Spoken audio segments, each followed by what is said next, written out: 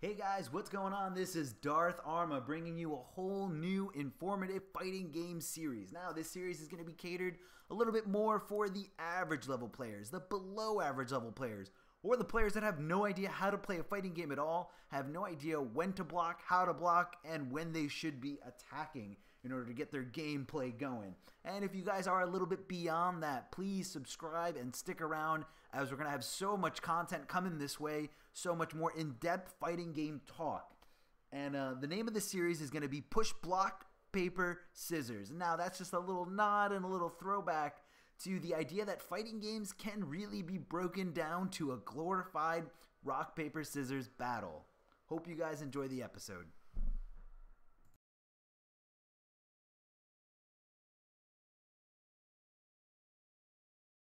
Hey guys, what's going on? Dartharma again. Now let's see if we can answer the question, why you should block, or why should I block? What's the big deal? What's the point? How does it help me? Now, the main reason is because it nullifies your opponent's advantage over you.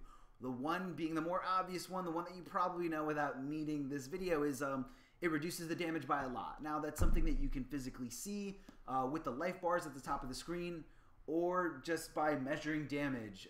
You can see that when you block, you take way less damage, or in some games, no damage at all. But the other advantage is the one that you probably don't see. Now, that's significantly reducing the frame advantage your opponent has over you. Now, what I mean by frame advantage is, when you're at frame advantage, that means you can move before your opponent can. So you want to kind of knock that off, and you want to get rid of those options for your opponent. A little hard to understand. I know it's a little weird to grasp it conceptually, but hopefully this example does help you guys out. Now, this is Training Room. I am set to control Batman, and I have Joker set to do Jumping 2 over and over and over again. So right here, you just, after I get hit by it, I can block easily. But this is what happens when you try to do anything but block. I'm trying to hold up. I'm trying to press buttons. As you can hear on my stick, I'm just trying to like move up in any other direction besides block. But really all I have to do after I get hit, block it, and I can move way before my opponent can, way before he gets a chance or an opportunity to start some stuff again. And you can just punish him for it. That was probably a really bad example of how to punish him for it, but you get the idea. Now let's talk about frame data and why it's important. Just going to show you, I got to control the Joker again. Go to his move list, and that move is called the hinge kick. Now, Jumping 2 is also short for jumping medium kick, or jumping triangle if you're playing on the default PS4 button layout. So let's look at the frame data that is nicely provided throughout the entire move list. Now, the three main things you really want to look at are the startup, block advantage, and hit advantage.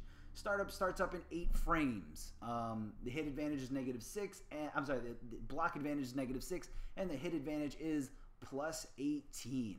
Now, what do frames mean? Now, this is basically what one frame is fighting games revolve around a 60 frame per second system. So one frame is 1/60th of an entire second. I know it's very tiny little millisecond, but you do feel it and you do see results in it when you obey and respect these frames that are in the data.